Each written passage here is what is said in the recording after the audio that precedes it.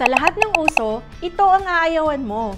Ang scams ay usong-uso online, kaya naman ingat po tayo sa ating mga transactions, mga kabalikat.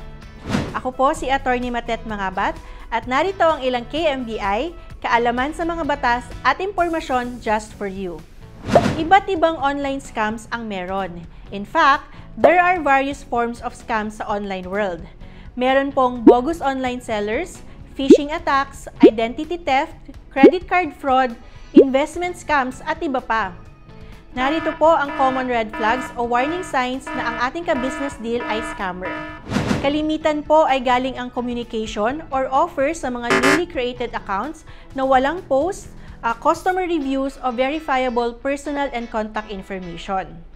Kapag meron din pong unrealistic offers, prices o promise na ikaw ay kikita ng malaking halaga sa maikling panahon o di kaya'y too good to be true ang product at grab online ang photos ng produkto.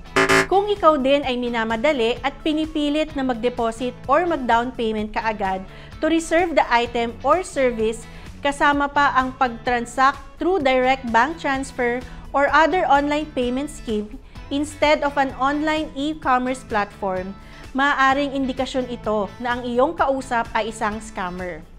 Let us be vigilant and protect our hard-earned money sa pagbili man yan ng produkto, pag-invest sa isang negosyo, or even sharing of personal information, kagaya ng bank account details, passwords, address, at contact information. Magdoble ingat po tayo dahil creative na rin ang mga scammers online. At kung ikaw naman ay naging biktima ng online scam, mangyaring mag-file po ng complaint to the proper authorities gaya ng Philippine National Police Anti-Cybercrime Group or the National Bureau of Investigation Cybercrime Division. Pwede rin po mag-file ng criminal charges and other civil remedies. At kung ang transaction po ay through e-commerce platforms, bumisita sa kanilang customer service at mag-file ng complaint. Again, ingat po kabalikat!